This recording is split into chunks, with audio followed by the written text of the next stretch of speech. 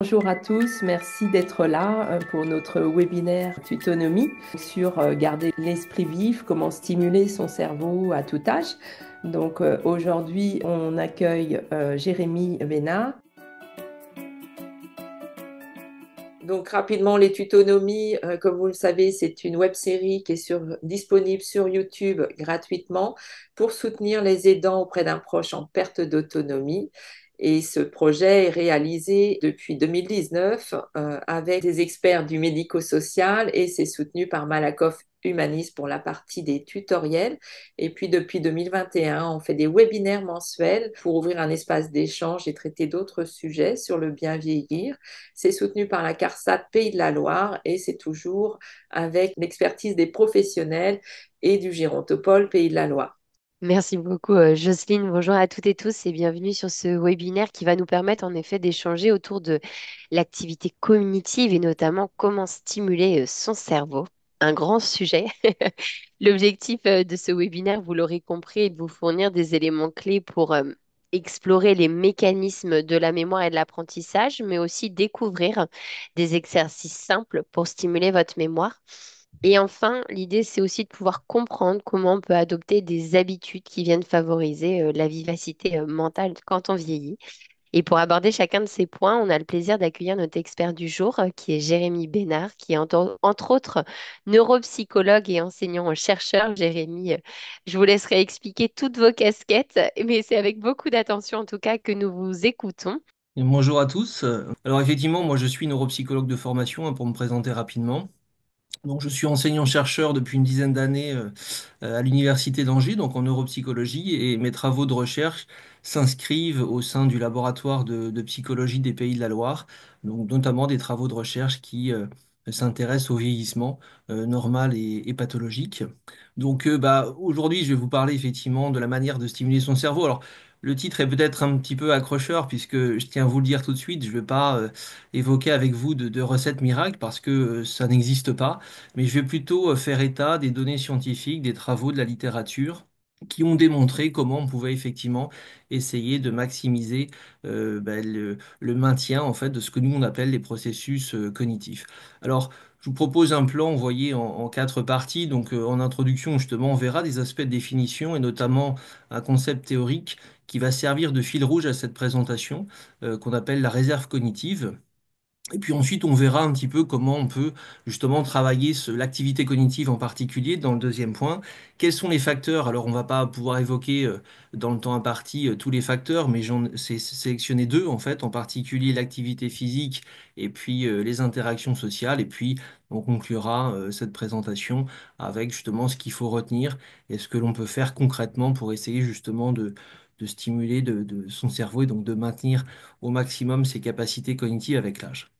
Alors, c'est vrai que la première question déjà que vous pourriez peut-être vous poser, c'est est-ce que le vieillissement cognitif, est-ce que ça existe? Alors, ce qu'on appelle la cognition, eh bien, vous savez peut-être que c'est l'ensemble des fonctions ou des processus qui vont permettre en fait la régulation du comportement et donc qui sous-tendent aussi la réalisation des activités du quotidien.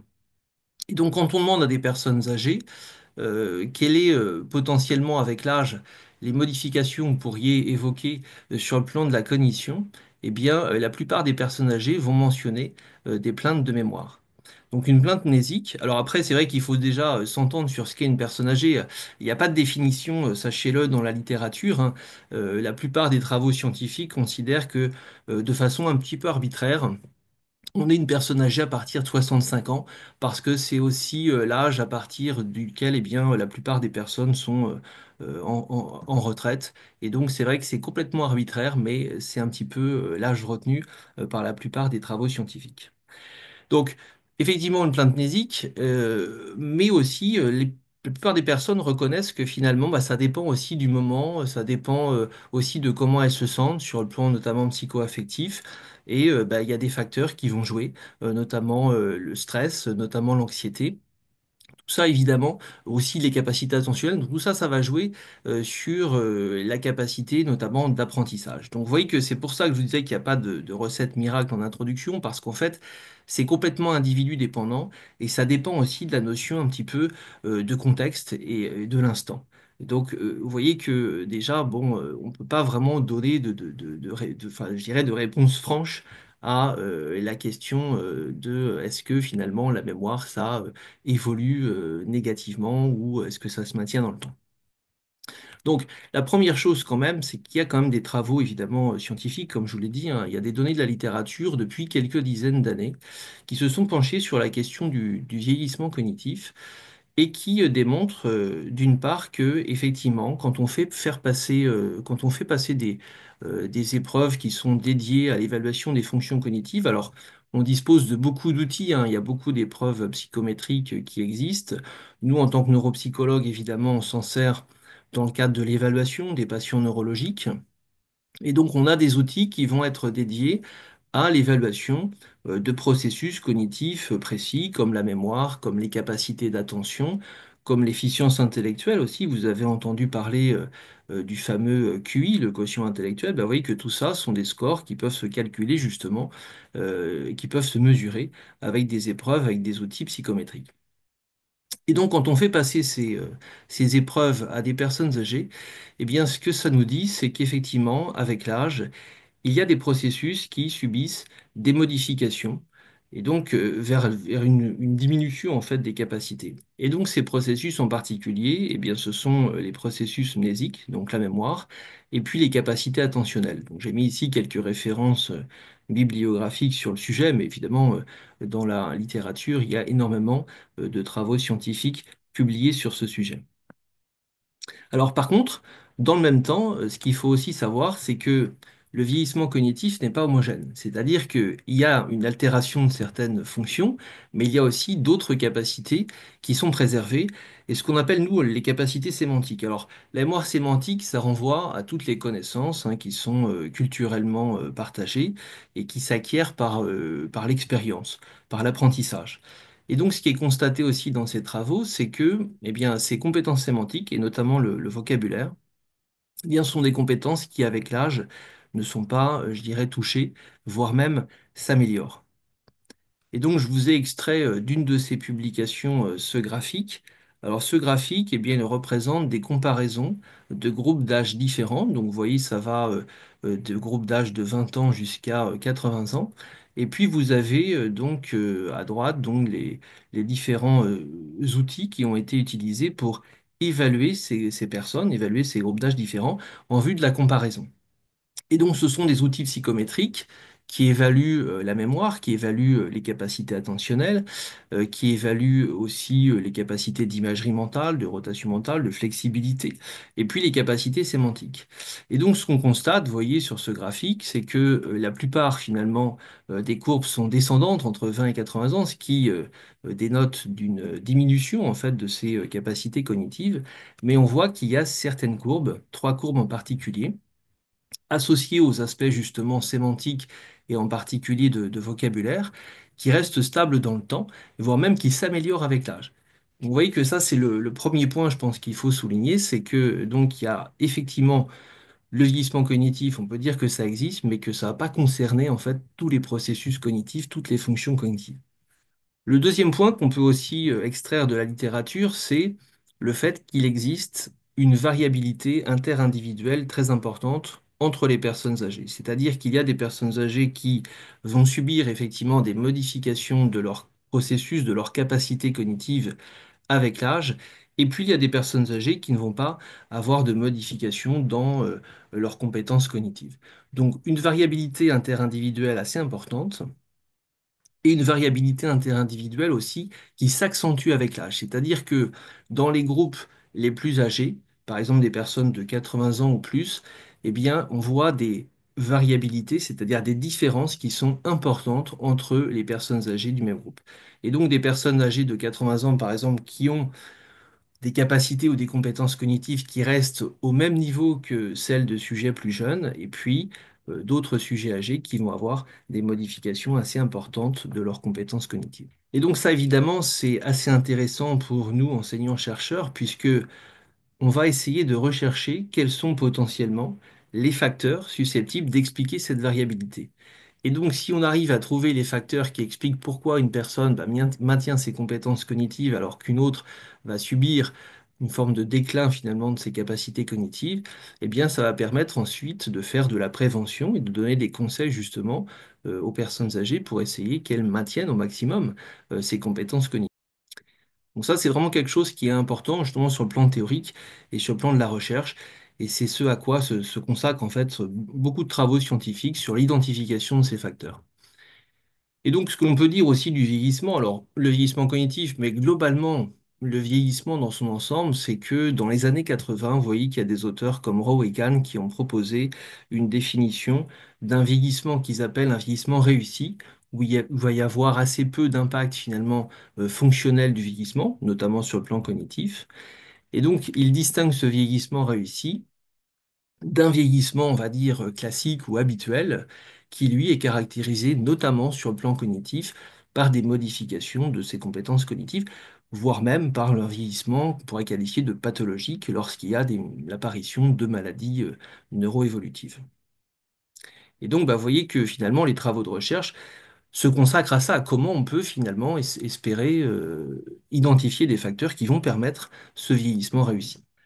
Alors, si on résume tout ça, vous voyez que ce qu'on vient de dire là depuis le début, c'est que le vieillissement cognitif ne touche pas tous les processus cognitifs de la même manière et touche pas non plus tous les individus de la même manière. Et ça, vous voyez que sur le plan théorique, eh bien, ça a conduit à un concept qu'il faut mentionner, qui va servir un peu justement de fil rouge à ce webinaire. C'est le concept qui a été proposé par Stern, le concept de réserve cognitive. Et donc ce concept de réserve cognitive, justement, il vise notamment à expliquer la variabilité entre les personnes âgées en termes de vieillissement cognitif. Et donc on peut le définir, ce concept de réserve cognitive, comme la capacité d'adaptation, notamment du cerveau, hein, c'est-à-dire sur le plan neuroanatomique, qui va permettre justement eh bien, le maintien de certaines compétences. Et donc cette capacité d'adaptation, eh bien, elle est sous la dépendance de plusieurs facteurs dont on va évoquer justement aujourd'hui certains de ces facteurs. Et ces facteurs sont susceptibles d'expliquer la susceptibilité ou la variabilité entre les personnes âgées, notamment pour ce qui est du maintien des capacités cognitives. Quelques exemples, vous voyez qu'il y a les expériences vécues au cours de la vie, et donc ces expériences vécues, bien c'est vraiment assez large. Donc ces expériences vécues, elles se cumulent aussi à des aspects purement biologiques, purement génétiques, et donc vous avez par exemple dans ces expériences vécues, eh bien les activités de loisirs, c'est-à-dire quelles sont les activités que l'individu a fait tout au long de sa vie, ou même à un âge avancé, et comment ces activités de loisirs vont pouvoir influencer les capacités neuroanatomiques et donc la réserve cognitive. Vous avez aussi le niveau d'éducation, le niveau de diplôme. On sait que ça, c'est un facteur qui peut influencer la réserve cognitive. Et l'activité physique également, alors ça va un petit peu avec les activités de loisirs. L'alimentation, ça peut jouer. Et puis les interactions sociales, on sait aussi que ça peut jouer. Donc là, aujourd'hui, eh bien, on va s'intéresser en particulier à deux facteurs parmi ces quelques facteurs. Donc, on va s'intéresser au rôle des interactions sociales et puis au rôle aussi de l'activité physique. Alors, comme je vous disais, hein, l'idée de réserve cognitive, bien, c'est un concept qui n'est pas simplement associé à des outils d'évaluation psychométrique, puisqu'évidemment, ce qui sous-tend les processus cognitifs, eh ben, c'est le cerveau. Donc, c'est un concept qui est associé aussi à des aspects purement biologiques, purement neuroanatomiques. Et l'idée du concept de réserve cognitive, c'est que les facteurs qu'on a évoqués là, ils vont avoir un rôle, ils vont jouer sur le fonctionnement du cerveau et ils vont permettre des modifications du cerveau, donc des modifications sur le plan neuroanatomique. Alors ça, c'est pas non plus une découverte spécialement récente, puisque alors il y a plusieurs modèles théoriques hein, d'ailleurs sur le sujet, mais l'idée de cette présentation, c'est pas de faire un état des lieux exhaustif de l'ensemble des modèles théoriques du vieillissement cognitif. Alors l'un des modèles qui est assez intéressant et assez connu et admis de façon assez unanime dans la communauté scientifique, c'est le modèle de Cabeza. Donc le modèle Harold. Alors Cabeza, dont il y a une vingtaine d'années hein, qu'il a démontré ça, il a démontré qu'en fait, il y avait des activations en IRM fonctionnelles. Alors, vous voyez, je vous ai montré, enfin, ce qui s'affiche ici, c'est des activations en imagerie par résonance magnétique fonctionnelle. Alors, c'est un outil, hein, l'IRM fonctionnel de neuroimagerie, qui permet en fait de mesurer l'activation du cerveau en direct lorsque la personne fait une tâche donnée. Et donc, dans cette étude de Cabeza, eh bien, vous voyez que les auteurs ont comparé deux groupes de sujets, des sujets jeunes et puis des sujets âgés. Et puis, ben, ils ont divisé en fait le groupe de sujets âgés en deux.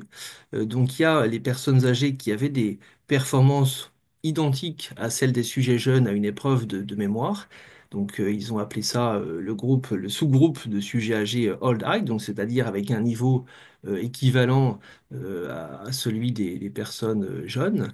Et puis, les sujets âgés avec un niveau de performance diminué par rapport aux sujets jeunes, donc le sous-groupe de sujets âgés qui s'intitule donc les Old Low. Et donc, ce qu'ils ont constaté, c'est que l'épreuve de mémoire, c'est une épreuve de mémoire de travail, elle active chez les sujets jeunes, vous le voyez ici sur ce cerveau, donc le lobe frontal droit, donc, de l'hémisphère droit. Là, ce qui est représenté, c'est donc le cerveau en vue de face. Et donc, vous voyez ce qu'on constate aussi à côté, donc sur les deux images de droite, c'est que pour les sujets âgés qui ont des performances équivalentes à celles des sujets jeunes, eh bien, il y a une activation, là aussi du lobe frontal, mais bilatérale, c'est-à-dire de l'hémisphère droit, comme chez les sujets jeunes, mais aussi de l'hémisphère gauche. Et donc, vous voyez que pour les personnes âgées qui n'ont pas de performance équivalente à celle des jeunes, des performances diminuées, on voit une suractivation du lobe frontal droit, mais on ne voit pas d'activation bilatérale. Donc, ça montre bien, si vous voulez, qu'il y a une forme d'adaptation en fait du cerveau avec l'âge pour un maintien en fait des compétences cognitives. Et ça, bien sûr, le concept de réserve cognitive, d'expliquer en fait cette activation bilatérale. Alors, évidemment, c'est pas l'individu, c'est pas les personnes qui se disent je vais activer les deux parties de mon cerveau. Ça se fait de façon, je dirais, complètement automatique. Disons que l'idée qu'il faut retenir, c'est qu'il y a donc des modifications des capacités du cerveau, de fonctionnement du cerveau, et des modifications sur le plan aussi des réseaux neuronaux, ce qui explique sans doute cette activation bilatérale. Donc un maintien, autrement dit, des capacités cognitives qui passent par des modifications sur le plan neuroanatomique, c'est une partie aussi, ça, du concept RIC de réserve cognitive. Donc la problématique maintenant de la présentation, ça va être qu'est-ce qui peut permettre de maintenir ou voire même d'augmenter en fait la réserve cognitive, notamment chez les sujets âgés. Alors ce concept de réserve cognitive, vous voyez que là la présentation elle est évidemment centrée auprès des personnes âgées, mais elle s'applique finalement à tous les individus, quel que soit leur âge. Le premier facteur qui pourrait être associé, c'est de vous dire, bon bah, je pense que sans doute l'activité cognitive, faire travailler son cerveau sur le plan cognitif, ça peut permettre de maintenir les compétences cognitives. Donc c'est ce qu'on va voir. On va voir déjà, on va essayer de répondre à cette question. Et donc bah, la question qui vient juste après, c'est comment on peut faire travailler justement son cerveau sur le plan cognitif. Alors, pourriez-vous dire que toute activité cognitive, comme par exemple, je sais pas, des rébus, des mots croisés ou même le jeu d'échecs, ce sont des activités qui sont effectivement stimulantes sur le plan cognitif, et vous auriez raison. Et vous savez aussi que de plus en plus, il y a des applications sur smartphone qui sont dédiées à ça, qui sont dédiées donc au travail on va dire, de la cognition dans différents domaines.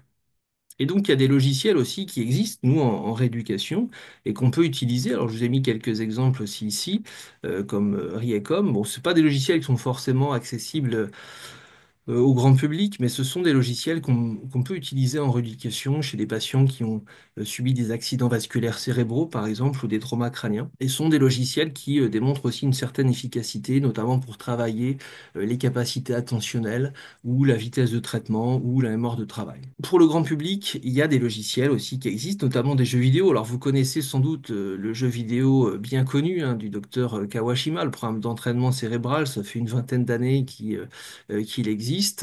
Et c'est vrai que c'est un peu le jeu le plus connu en fait sur le travail, on va dire, cognitif ou l'entraînement cérébral. La question qu'on pourrait avoir, c'est est-ce que finalement ce jeu vidéo, est-ce que ça fonctionne, est-ce que ça marche, est-ce que c'est efficace? Il y a des collègues qui se sont intéressés à cette question, notamment Alain Lieury de Rennes, qui a comparé en fait justement des enfants, alors c'était pas des personnes âgées, qui pratiquaient en fait ce programme d'entraînement cérébral sur la base de jeux vidéo. Et ce qu'ils ont démontré, c'est que finalement, il n'y avait absolument aucune efficacité de ce programme d'entraînement cérébral sur les capacités cognitives des enfants, et que au mieux, eh bien, ce programme avait la même efficacité que des jeux papier-crayon un peu plus traditionnels. Donc vous voyez que, alors si vous prenez aussi, si vous regardez un peu attentivement là, le livret du jeu vidéo, vous verrez que ils reconnaissent en fait que c'est absolument pas scientifique et leur approche et qu'il n'y a pas du tout de résultats scientifiquement démontrés de l'efficacité en fait de ce jeu vidéo.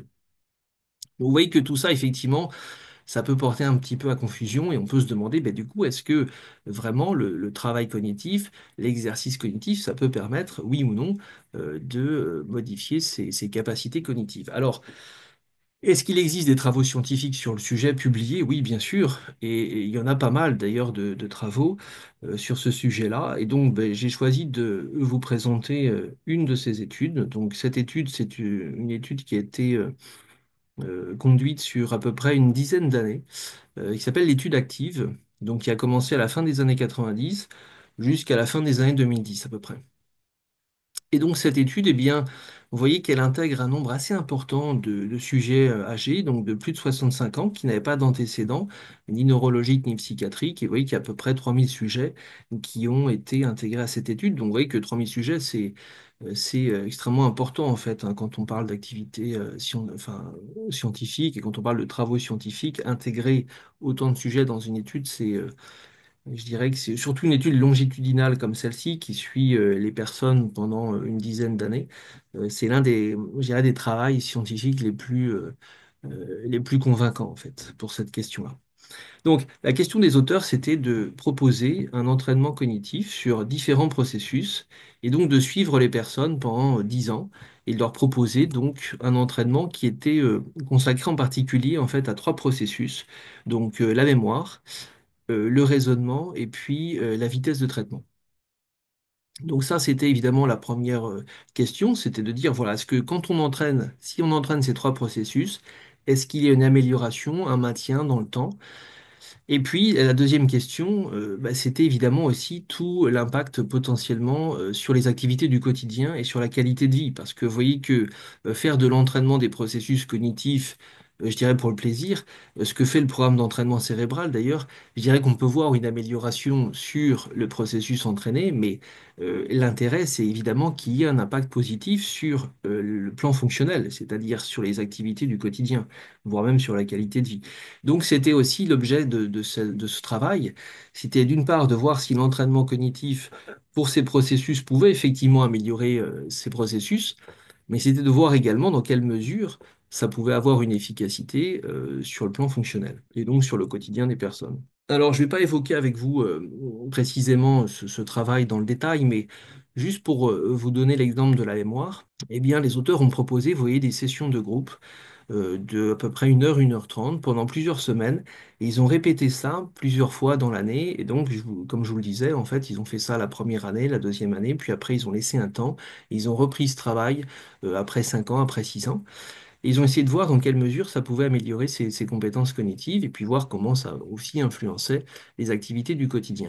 Et donc pour la mémoire, eh bien, notamment, ils l'ont travaillé sur la base de stratégies, donc les stratégies mnémotechniques, hein, en lien avec le quotidien, comme par exemple, eh bien, quand il y a des informations à apprendre, eh bien, on peut demander aux personnes d'essayer de regrouper ces informations par catégorie sémantique. Et ça aide l'apprentissage. Si vous avez par exemple une liste de courses à apprendre, eh bien, vous allez si vous pouvez essayer de regrouper les différents ingrédients par catégorie sémantique, les fruits ou les légumes ou les produits frais, eh bien ça va aider ensuite au rappel de la liste. Donc ça, c'est une première stratégie. Une deuxième stratégie, c'était de regrouper les informations à prendre sous forme de texte, c'est-à-dire qu'on demande à la personne de s'inventer une histoire qui va mentionner l'ensemble des items à retenir. Et puis, il y a une autre stratégie, c'est plutôt de l'imagerie mentale, c'est-à-dire qu'on va demander de s'imaginer mentalement donc une image, c'est-à-dire donc une élaboration en fait de l'image de l'item ou des items à apprendre. C'est-à-dire si vous avez 5 mots par exemple à retenir, eh bien vous pouvez vous former une image mentale de ces 5 mots, une image mentale qui va contenir en fait ces 5 mots. Et là aussi, c'est une stratégie qui permet un meilleur apprentissage. Pour vous donner rapidement les conclusions de ce travail, donc, est-ce que ça a été efficace déjà sur les processus entraînés? Oui, pour les trois processus, ce qu'ils ont constaté, c'est qu'il y avait effectivement non seulement un maintien en fait des capacités cognitives sur le sujet, mais aussi une amélioration de la fonction qui était entraînée. Et l'intéressant, c'est qu'il y avait une amélioration immédiate, mais que en plus, il y avait un maintien en fait dans le temps de cette amélioration. Après, comme je vous le disais, l'objectif des auteurs, c'était aussi de voir dans quelle mesure ce programme d'entraînement cognitif pouvait avoir un impact sur la vie quotidienne. Et donc, ce qui a été mesuré aussi, c'est l'impression subjective, alors ça reste toujours une impression, mais de l'amélioration sur la réalisation des activités du quotidien. Et effectivement, les personnes déclarent que elles ont plus de facilité pour certaines tâches du quotidien. Et puis, bien, elles déclarent également de la même manière une amélioration du coup sur leur qualité de vie. Alors, autre exemple, celui de la conduite automobile, il y avait pour notamment l'entraînement de la vitesse de traitement, donc c'est pas la mémoire, c'était plutôt l'autre processus, là, la vitesse de traitement, eh bien 40% moins de probabilité, vous voyez, d'arrêter la conduite automobile. Donc vous voyez que c'est quand même important et intéressant puisque la conduite automobile, bien sûr, ça joue sur les capacités d'autonomie hein, des individus. Et puis, ils ont aussi démontré que, en particulier, les personnes qui avaient un bénéfice sur les capacités de raisonnement et là aussi de vitesse de traitement, eh bien, ça pouvait avoir une influence aussi sur le nombre d'accidents de la route, donc 50% de risque en moins d'avoir des accidents de la voie publique. Donc là, vous voyez que ce qui est intéressant dans cette étude, c'est que d'une part, ça améliore effectivement les processus cognitifs en tant que tels, mais on voit bien aussi dans quelle mesure ça améliore les activités du quotidien et notamment les aspects d'autonomie et voire même, vous voyez, sur l'exemple précis de la conduite automobile, la réduction du risque d'accident de la route. Alors, bon, je dis, je ne vais pas vous donner de recette miracle, mais je peux vous quand même donner des exemples issus aussi des travaux de la littérature sur les patients cérébrolésés, c'est-à-dire qu'on sait très bien que pour éduquer la mémoire, par exemple, on peut utiliser effectivement des stratégies, on l'a dit, et notamment des stratégies basées sur l'imagerie mentale. Et donc nous, on utilise différentes stratégies hein, avec les patients neurologiques, comme la méthode des lieux, la méthode d'association visage-nom. On va demander pour le nom d'une personne de s'imaginer aussi son visage, et donc on fait une association entre les deux, on demande aux patients de faire une association entre les deux ou de l'imagerie aussi mentale interactive ou absurde, c'est-à-dire qu'on va demander aux patients là aussi de s'imaginer quelque chose d'assez insolite pour retenir l'information. Donc là, moi, je vais vous parler en particulier d'une technique qui marche assez bien, qui est la méthode des lieux. Donc la méthode des lieux, alors, elle porte plusieurs noms, hein. On peut l'appeler aussi la méthode d'Elossi. L'idée de cette technique, eh bien, c'est de créer une image mentale qu'on va associer à un lieu donné qu'on connaît bien. Alors ça peut être un endroit de sa maison, un espace connu. Et l'idée, ça va être de cheminer mentalement dans ce lieu en associant, je dirais, les items à retenir avec des localisations précises de ce lieu. Donc une forme de parcours mental et donc une association entre ce parcours mental et puis les items à retenir. Alors c'est une technique qui marche assez bien puisque c'est une technique qui a été utilisée récemment par le champion du monde de la mémoire, Clément Meyer, qui a réussi, vous voyez, à mémoriser plus de 1000 chiffres en une demi-heure. Et donc, par cette méthode du parcours mental, donc il s'est, lui, imaginé son domicile avec 300 points différents entre la cuisine, le salon, etc.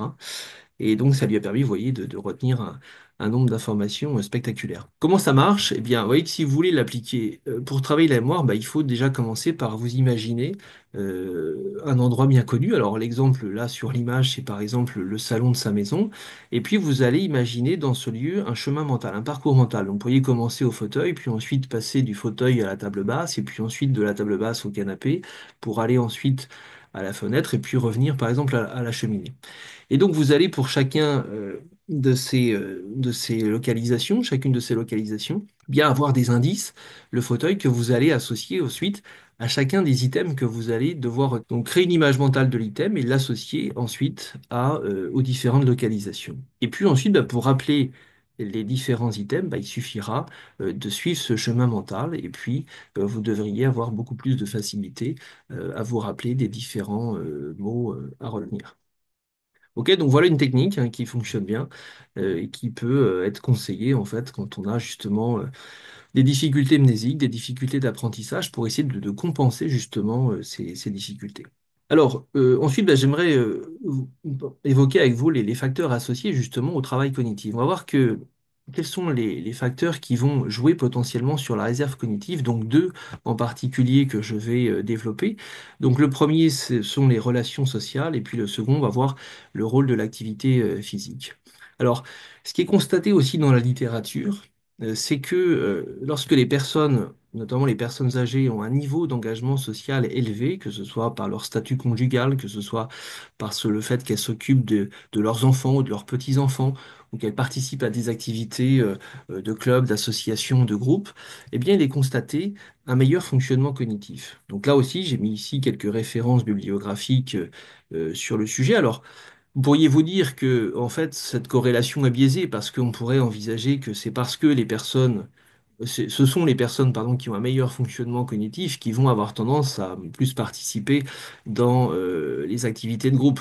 Et donc, bah, quand on recherche des corrélations, on pourrait se dire que c'est dû à ça. Mais en fait, ce que démontrent aussi pas mal de travaux, c'est que justement, l'engagement social a un bénéfice quand même sur la réserve cognitive et sur le fonctionnement cognitif.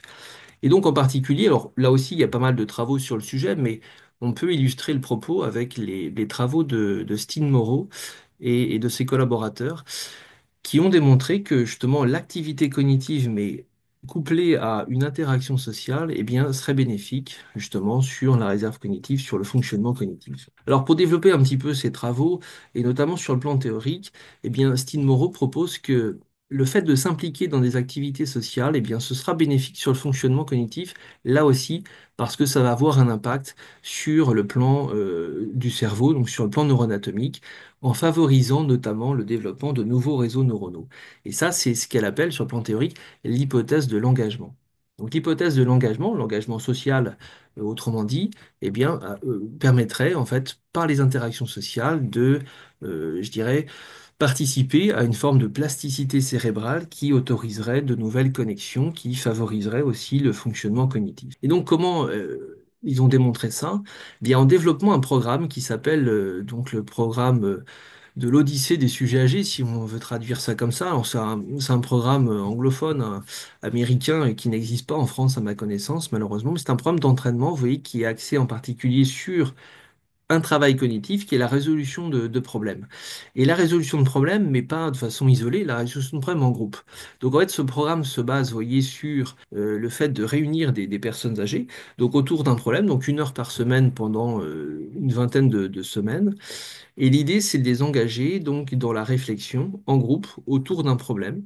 Donc, il faut être créatif, il faut être collaboratif. Et puis, bah, au bout des 20 semaines, les auteurs ont organisé en fait des tournois avec les différentes équipes. L'idée, c'est celui qui gagne, bah, c'est l'équipe qui a proposé la solution la plus créative ou la solution la plus pertinente ou qui a été la plus rapide pour résoudre le problème. Et donc, vous voyez que ça crée une forme d'émulation aussi entre les personnes. Alors, la question pour y avoir, c'est est-ce que vraiment c'est efficace ensuite sur le plan du fonctionnement cognitif?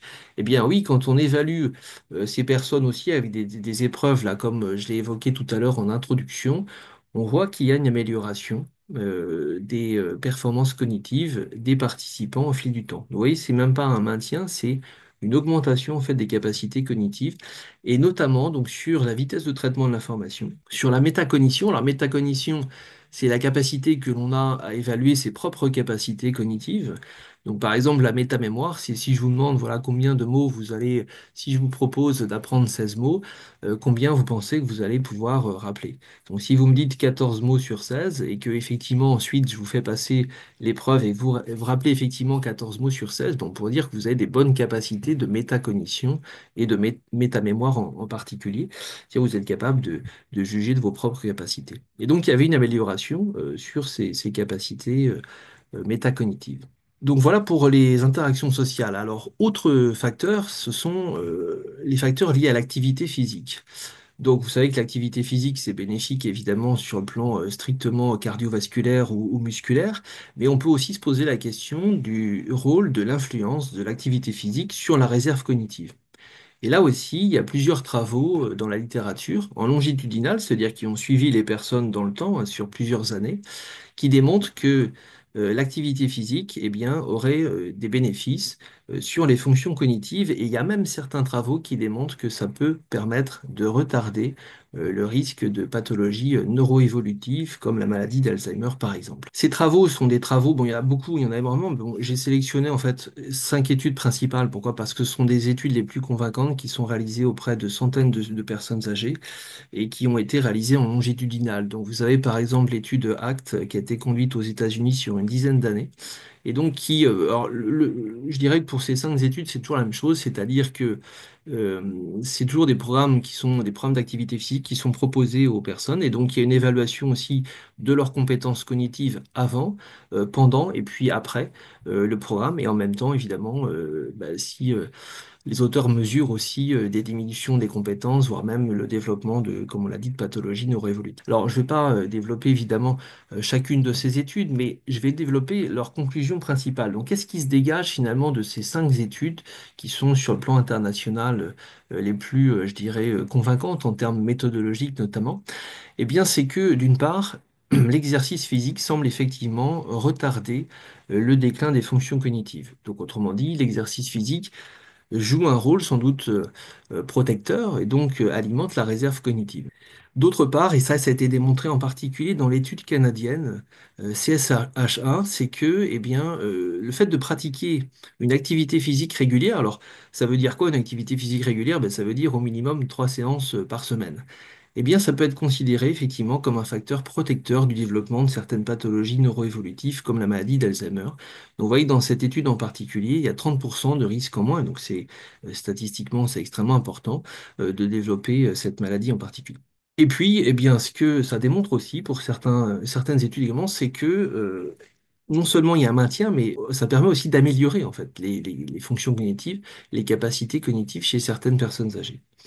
Donc, vous voyez que, on va au-delà de la question du maintien, on est même, pour certaines personnes, pour certaines études, hein, on est même dans la question de l'amélioration en fait des compétences cognitives. Alors après, bon, quel type d'activité physique? Eh bien, ce que ces travaux démontrent, c'est que c'est pas n'importe quel type d'activité physique, c'est en particulier les activités physiques dites aérobiques, c'est-à-dire celles qui vont faire fonctionner de façon plus importante les capacités cardiovasculaires, d'endurance, etc. Donc vous avez par exemple la marche rapide, la course à pied, la natation, le vélo, tout ça, ce sont autant d'activités aérobiques. Et ce sont ces activités aérobiques qui semblent les meilleures pour maintenir justement et prévenir le déclin cognitif. Alors pourquoi? Parce que ce sont des activités qui vont mobiliser beaucoup la fonction cardiovasculaire, qui vont donc augmenter en fait l'apport en oxygène dans le cerveau. Et donc l'hypothèse explicative, c'est que cet apport supplémentaire d'oxygène, cette oxygénation supplémentaire du cerveau permet le maintien de la fonction cérébrale et donc le maintien des processus cognitifs et donc permettrait dans certains cas aussi de retarder le processus neuroévolutif. Alors, quelles sont les perspectives à partir de là? Eh bien, il y a des auteurs récemment qui ont proposé à la fin des années 2010 le modèle donc de capacité adaptative, donc qui est un modèle qui permet de proposer, de combiner à la fois l'activité physique à l'exercice cognitif pour favoriser là aussi la neuroplasticité, c'est-à-dire la capacité du cerveau à notamment former de nouvelles connexions neuronales, et donc former de nouveaux réseaux neuronaux. Et donc, ce que proposent les auteurs, c'est que quand on fait de l'exercice physique, ça participe de la neurogénèse, c'est-à-dire le fait de faire de nouveaux neurones. Le problème, c'est que ces nouveaux neurones, s'ils ne sont pas intégrés à un réseau neuronal, eh bien, ils vont mourir très rapidement.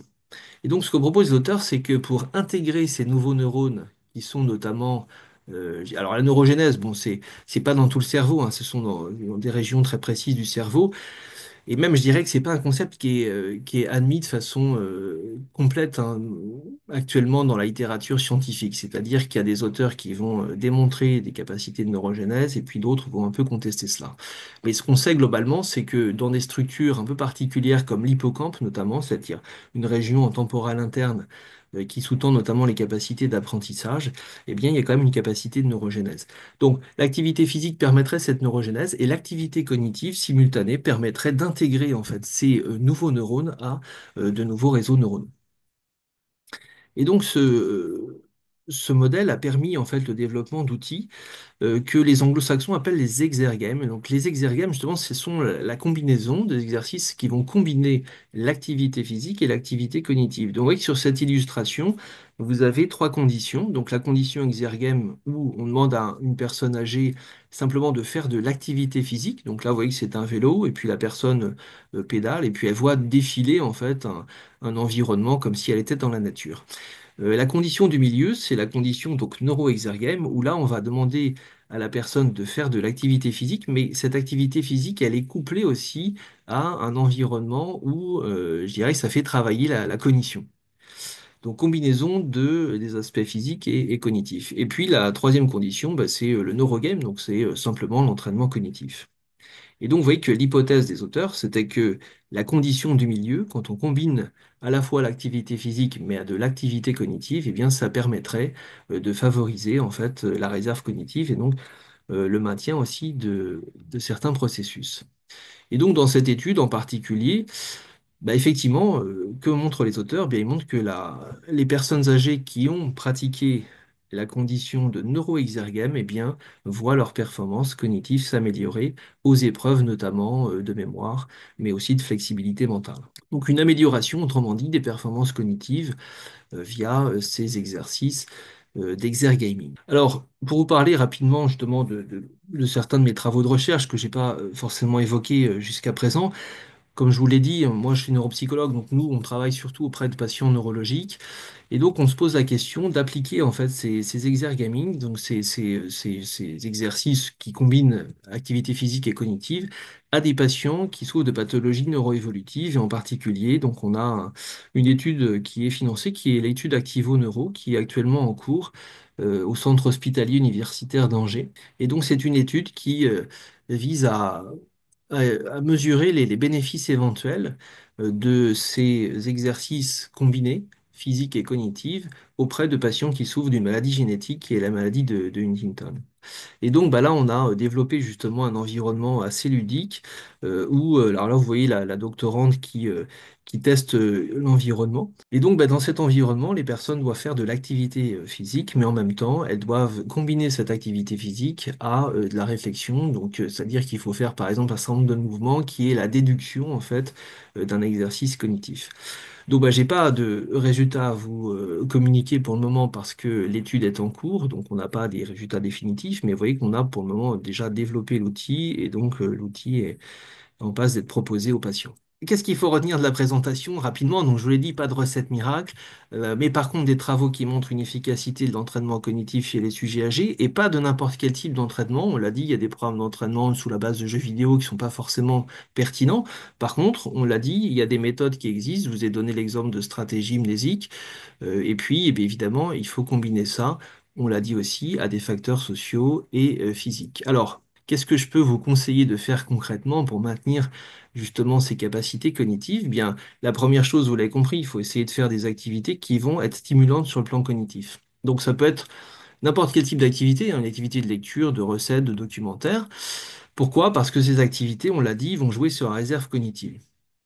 Par contre, j'attire votre attention sur le fait que ces activités doivent être variées, nouvelles et qu'elles doivent évidemment vous plaire parce qu'il faut qu'elles soient maintenues dans le temps. Donc, c'est-à-dire qu'il ne faut pas toujours faire la même activité parce que vous avez un certain niveau d'expertise, mais vous allez du coup habituer votre cerveau, si je puis dire, à l'activité et ça, c'est pas ce qu'il faut faire. Il faut au contraire s'engager dans de nouvelles activités. Ensuite, ben, on l'a vu, hein, il faut essayer de maintenir un bon réseau social, de faire partie de clubs, d'associations, de partager ses loisirs avec d'autres, puisque ça joue aussi sur la réserve cognitive. Il faut essayer de pratiquer une activité physique régulière, au moins 3 fois par semaine, et si possible l'aérobic, parce que là aussi, on l'a dit, ça peut avoir un rôle positif sur le cerveau. Et puis, ce que j'ai pas dit, et je terminerai là-dessus, c'est que l'alimentation, c'est aussi quelque chose qui est reconnu, évidemment, comme pouvant avoir une influence extrêmement importante sur le fonctionnement du cerveau, là aussi, notamment par l'effet protecteur contre certaines maladies cardiovasculaires. Et donc, notamment, le régime qui est le plus adapté, c'est le régime méditerranéen, un régime à base de légumes, de fruits de céréales, en minimisant la consommation de viande rouge notamment. Voilà. Et donc, je terminerai là-dessus en vous remerciant pour votre attention. Merci Jérémy pour cet exposé ultra complet, ultra riche. Donc je remercie la CARSAT Pays de la Loire pour son soutien. Merci, bonne journée.